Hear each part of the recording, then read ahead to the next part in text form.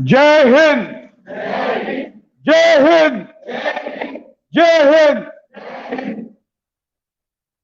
आदरणीय डॉक्टर अशोक जी, कुलदीप जी, professor बीनम ma'am, doctor Neeraj और समस्त सुभारती परिवार का मैं धन्यवाद करता हूं कि इस अवसर पर मुझे याद किया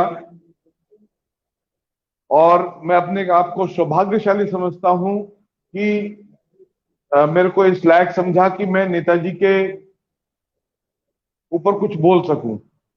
एक्चुअली अभी जैसे कुलदीप जी ने उनका पूरा जीवन का क्रम बताया और मैं समझता हूं कि शायद ही कोई चीज छोड़ी हो। हालांकि फिर भी मैं ये कहूंगा कि नेताजी के बारे में बात करना, उनके बारे में कुछ भी कहना तो सूर्य को दीपक दिखाने के समान है। नेताजी जैसा महान व्यक्तित्व शायद ही भारत के इतिहास में कोई दूसरा हुआ हो। प्यारे बच्चों, नेताजी एक ऐसा व्यक्तित्व थे जिन्होंने ये डिसाइड किया, ये सोच लिया कि उनके जीवन का उद्देश्य सिर्फ एक है, वो है भारत माता को अंग्रेजों के चंगुल से आजाद कराना। और इतने दूरदृष्टा व्यक्तित्व थे कि आगे का प्लान भी उन्होंने पूरा बना दिया था कि भारत की जो रचना होगी या भारत का जो भविष्य होगा वो कैसा होगा, किस प्रकार का भारत होगा। और उसकी झलक हमें दिखाई पड़ती है जब उन्होंने अंडमान निकोबार पर कब्जा किया, या जो आज का दिन है 14 अप्रैल 1944 को मोइरांग, जो मणिपुर के बिष्णुपुर डिस्ट्रिक्ट का एक छोटा सा टाउन है। और मैं वास्तव में भाग्यशाली हूं कि मेरे को 2 बार उस क्षेत्र में सेवा देने का मौका मिला। मैं 2 बार वहां रहा और कई बार मैं उस जगह पर गया। आज वहां पे एक छोटा सा म्यूजियम है, हालांकि बहुत अच्छी देखभाल नहीं होती वहां पर। सरकार का मतलब ये दुर्भाग्य कहूंगा कि ये हमारा और हमारे देश का दुर्भाग्य है कि जिन व्यक्तियों ने इस देश के लिए कुर्बानियां दी, लड़े, उनके इतिहास को एक तरह से भुला दिया गया। कुछ लोग ही बस उस दीपक को जलाए रखे हुए हैं। जो मोइरांग का जो वो म्यूजियम है उसमें नेताजी से संबंधित काफी सारी चीजें हैं, जैसे उस वक्त की करेंसी। आप इमेजिन कर सकते हैं, जो देश एक ऐसी शक्ति के अधीन है जिसके राज्य में सूरज नहीं छुपता, उसके खिलाफ देश के बाहर जाकर सेना तैयार करता है और अपनी करेंसी, अपना सारा एडमिनिस्ट्रेशन सिस्टम, आपके अपने स्टैम्प्स, मतलब everything like a independent country. मैं आपको बता दूं कि जब नेताजी अपने घर में नजरबंद थे और वहां से वो निकलते हैं और अंग्रेजों की भाषा में कहूं तो फरार होते हैं, तो आप ये सोचिए कलकत्ता से जर्मनी पहुंचना। उस समय आजकल की तरह मोबाइल फोन नहीं होते थे, आजकल की तरह हवाई जहाज की वो सुविधाएं नहीं थी, या जो कम्युनिकेशन के दूसरे साधन है बस, ट्रेन, इस तरह अवेलेबल नहीं थी।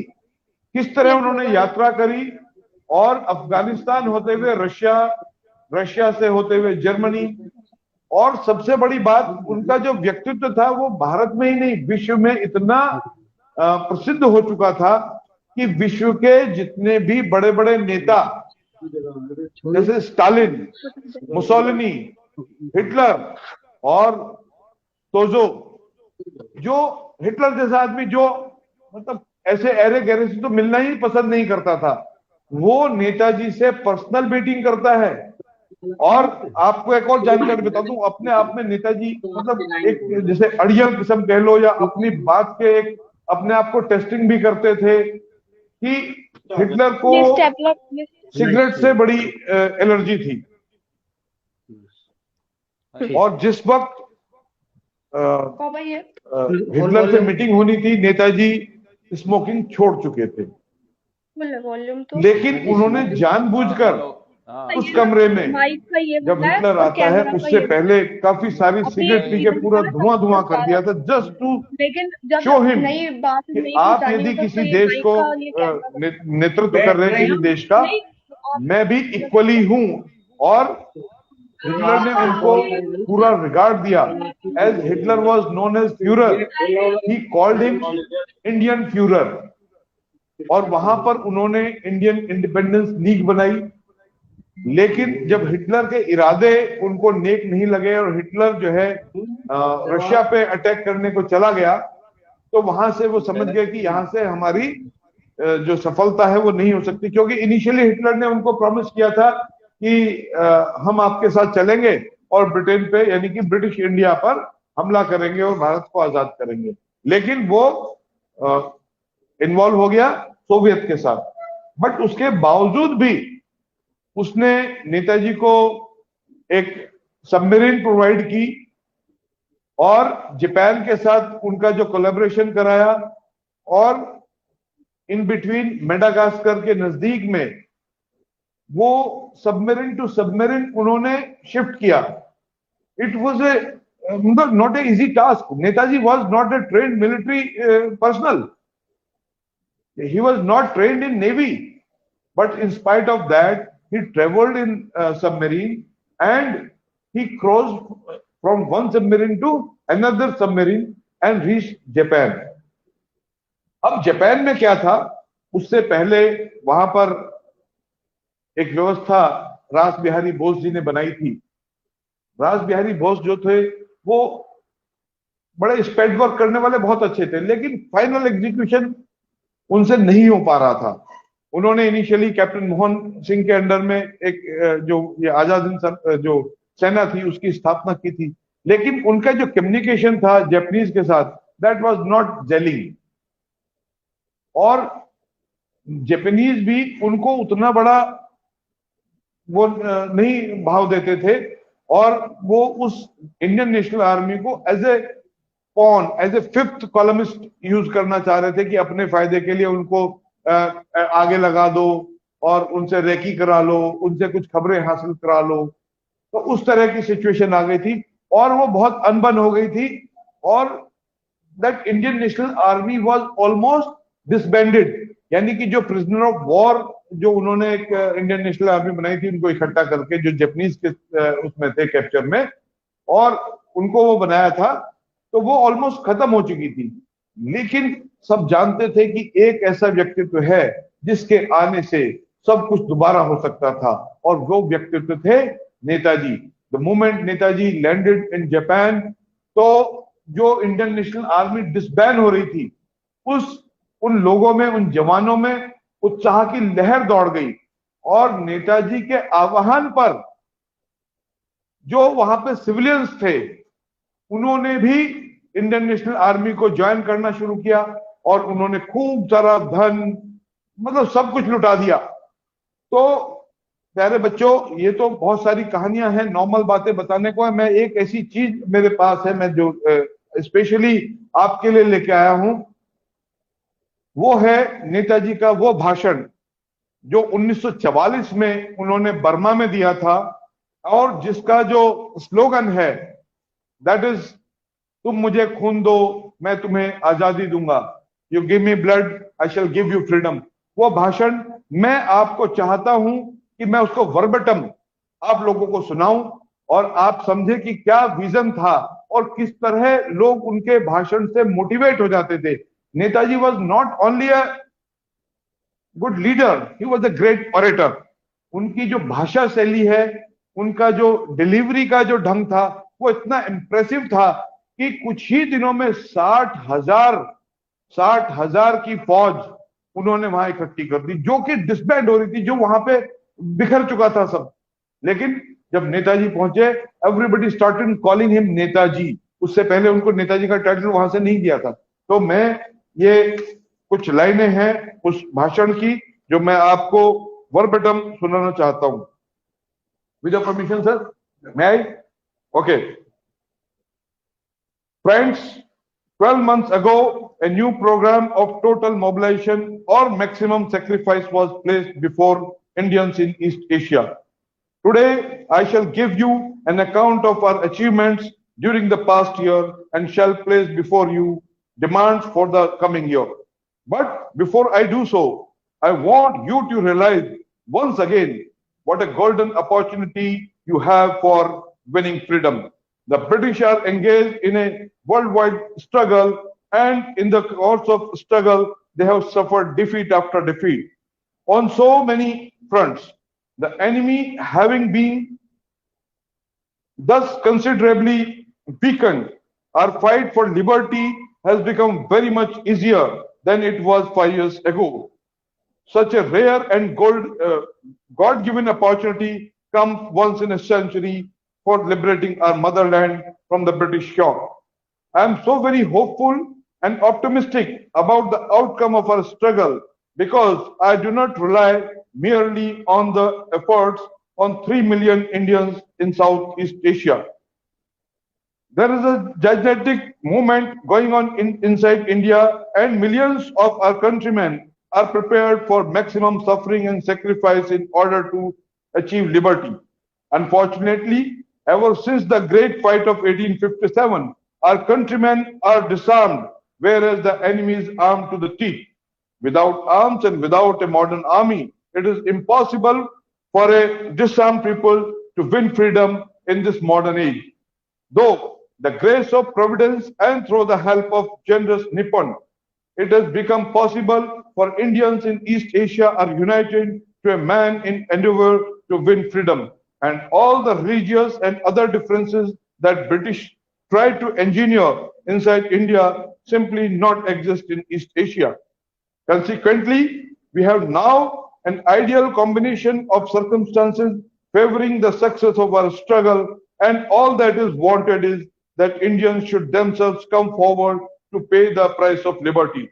According to the program of total mobilization, I demanded of you man, money and material. Regarding man, I am glad to tell you that I have obtained sufficient recruits already.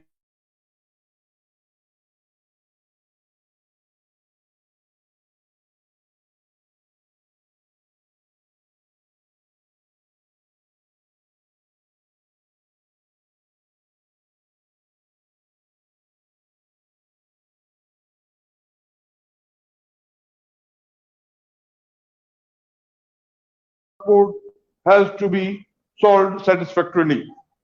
We require more men and women of all categories for administration and reconstruction in liberated areas. We must be prepared for a situation in which the enemy will ruthlessly apply the scorched earth policy before withdrawing from a particular area. And we will also force the civilian population to evacuate as was attempted in Burma. The most important of all is the problem of sending reinforcement in man and supplies to the fighting fronts. If we do not do so, we cannot hope to maintain our success at the fronts, nor can we hope to penetrate deeper into India. Those of you who will continue to work on the home front should never forget that East Asia and particularly Burma form base for the war of liberation. If the base is not strong, our fighting forces can never be victorious.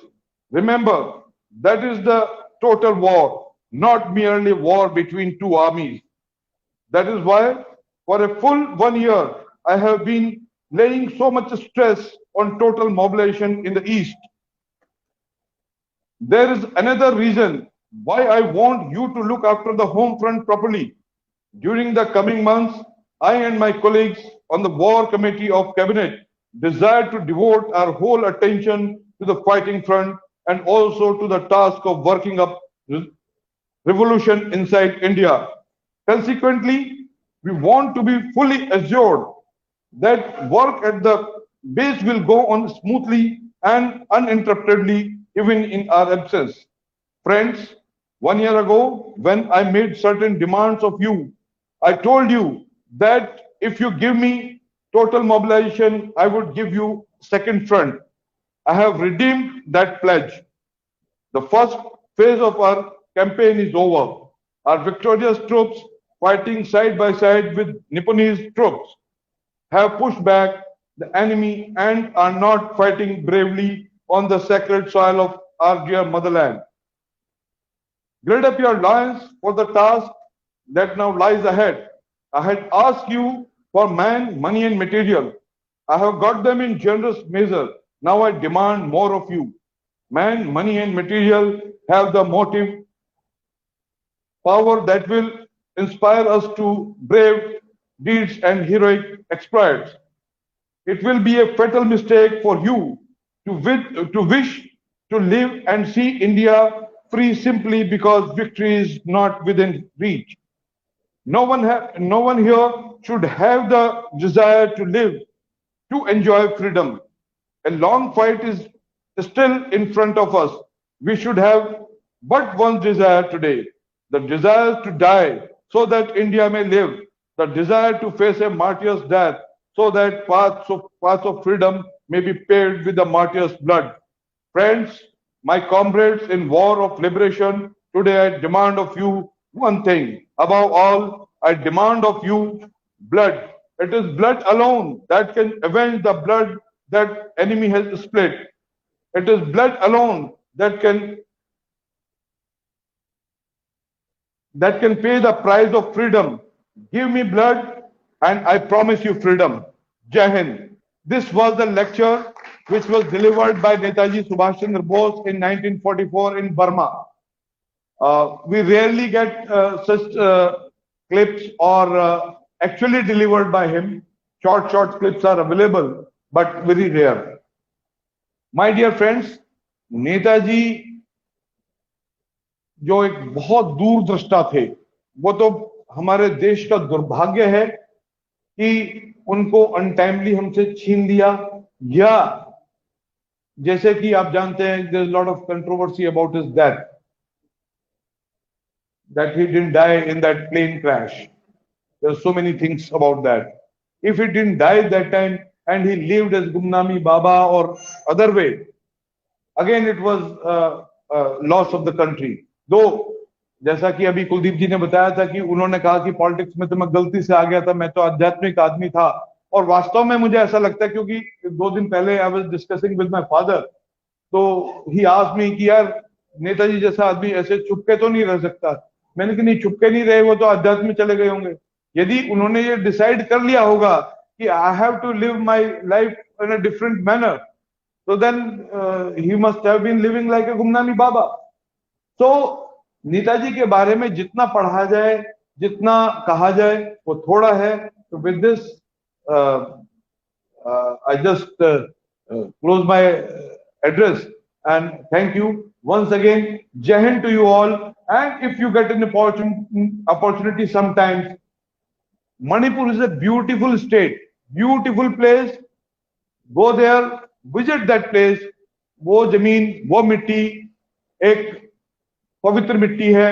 वहां के लोगों ने जब ये आजाद हिंद फौज वहां पे पहुंची, आजाद हिंद फौज का Bahadur group, it was a special group, जो कर्नल शौकत अली मलिक जो भावलगढ़ के स्टेट फोर्सेस के थे, एंड वो लड़ रहे थे ब्रिटेन के साथ ही, और then he become PW and then he joined Indian National army.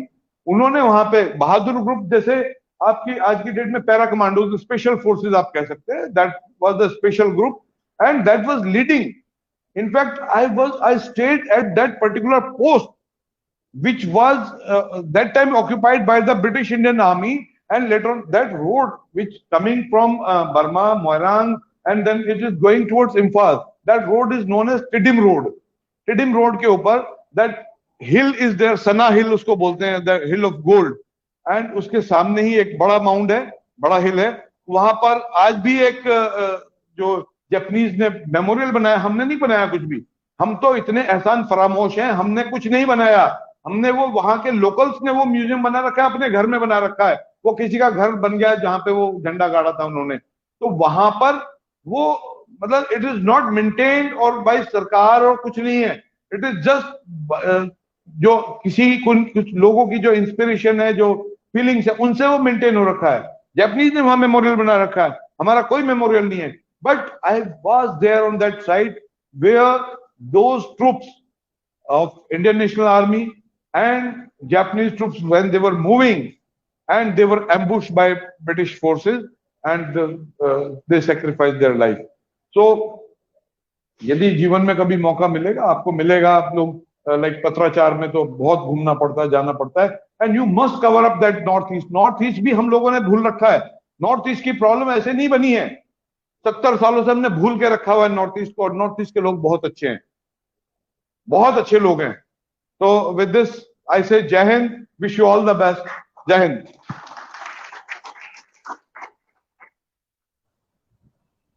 ओजस्वी और सकारात्मक भाषण के लिए और इन्होंने उनके भाषण के बातों में अनुभव की है, ये तो सकारात्मक। एक आपको 1944 की यात्रा इन्होंने कराई, आपको जागरूक भी किया कि हमारी जो व्यवस्थाएं हैं वो किस प्रकार से शहीदों को, उनसे संबंधित स्मारकों को किस प्रकार से अवहेलित करती हैं, और आप लोगों का एक पत्रकार होने के नाते आपका दायित्व क्या बनता है कि आप उनको